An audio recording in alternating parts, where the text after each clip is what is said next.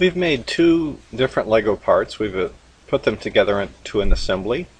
We've done interference analysis on that assembly to determine whether or not the parts fit together.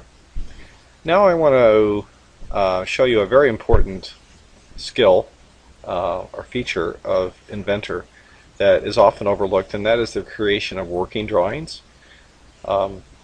Occasionally or frequently, perhaps, you need to have a piece of paper that shows your part and all its dimensions, and there's just no substitute for it, and working drawings is the way that that information is communicated. So I'm going to make a working drawing of this particular Lego. This is the solid Lego. So to do that, I'm going to go up to the eye, and I'm going to go hover over New and go to Drawing, and you're presented with what looks like a blueprints, blank. First thing we want to do is go select Base, and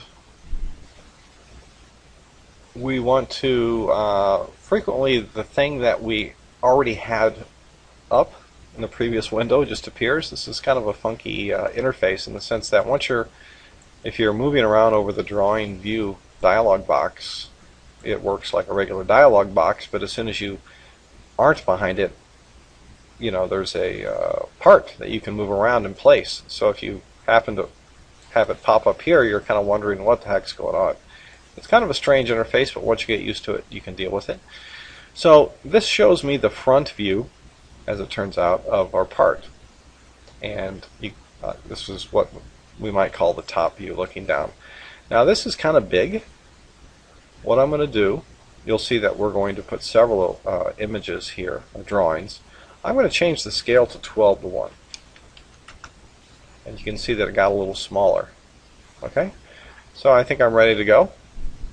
I'm going to left click here, pull horizontally, and left click, move over here, and pull vertically from the original base, and left click, and then I'm going to move over here to the right, and left click, right click, create.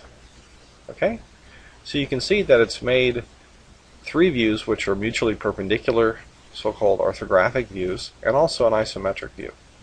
Now to maybe add a little style or insight into the part, we can right click. Let me show you what I did there. There's a very fine dotted red line surrounding the part. I right click there and then edit view, and then I come over here to the shaded icon and I click OK, and it just shades it, so it adds a little bit to it. Okay, first thing we're going to do is we're going to annotate with text, and we're going to place it right here, and we're going to write practice Lego block 1 by 1, and I'm going to put solid Lego block 1 by 1. Now it turns out that it would be not, the default size is not so great, so we want to grab it and then go to size and make it 240 inches, 0.240 inches, and OK. And you can see that it's right down here. It says practice Lego solid block. Okay, I made a mistake. Let me click that again. Can I edit? Or am I going to have to change the whole thing? Rats. Okay, so let me just Control Z and do that again. Sorry about that. We're going to put it right there. So this is practice Lego solid block 1 by 1. So I grab it, change the size to 0.240 inches, and there it is. Okay. Now, and then right click done. Actually, I think if I had done that, then I could have double clicked here and modified it. At any rate, One important thing we want to do now is to get into metric mode. So you saw that the size of this text was in inches. To get into metric mode, we go to Tools and then Document Settings. And on the Standard tab, we want to choose, instead of default ANSI, default standard ANSI millimeters. Okay, and then apply. Okay. Now, when we make our dimensions, or specify them, or annotate them up here using the Annotate tab, we'll get millimeters, hopefully. Let's see how that works. So I'm going to use the scroll wheel to zoom up on our Lego from this view. And there's a lot of ways to bring out dimensions on a drawing. You can see all these different ways here. I'm going to use a kind of a brute force method, a simple method, and that is to just use the dimension tool. So if I click the dimension tool and I click a circle and I come out here, left click, I'm going to go out to thousandths of an inch in accuracy, and that's the way we document circles. It's got the little circle with a line through it, and 4.8, that's the diameter in millimeters. So far so good. I think we know what's going to happen if we grab this guy. Well, we can just grab that guy and right click. We'll take him out to thousandths accuracy. We'll do this one. We'll pull out and thousandths. Okay. So that's pretty well documented. Conceivably, we might want to know the distance from here to here. Let's do that. Why not? So it'll pop out the center. Inventor has a way of doing that. So if I click here and then I click here, it's going to give me the distance.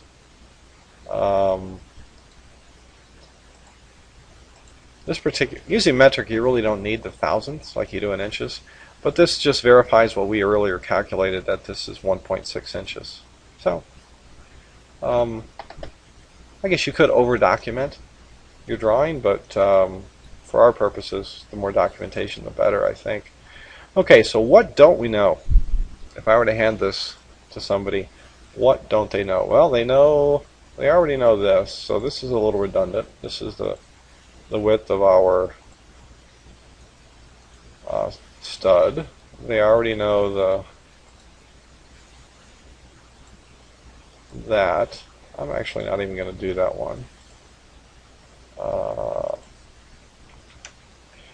What we don't know are a couple things. The height.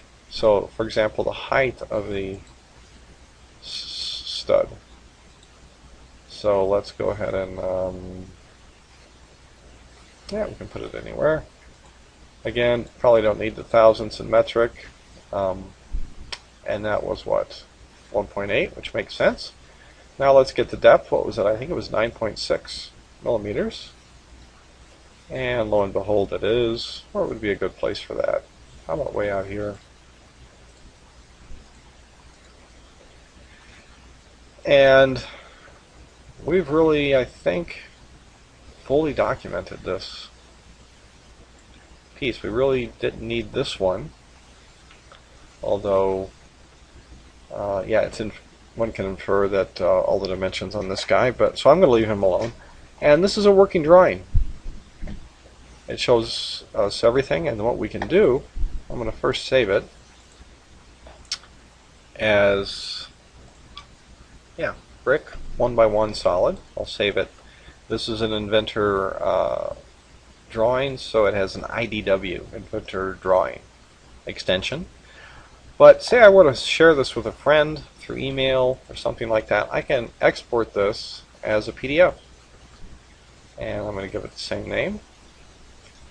And I think it's going to pop right up. Yeah, it'll automatically launch. So there we go.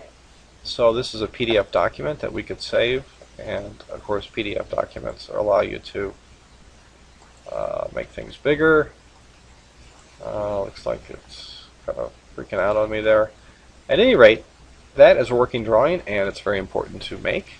And all these things will be easy to see. I'm just sort of compressing the screen here for the sake of the screencast. And in general, you should always have working drawings of your parts.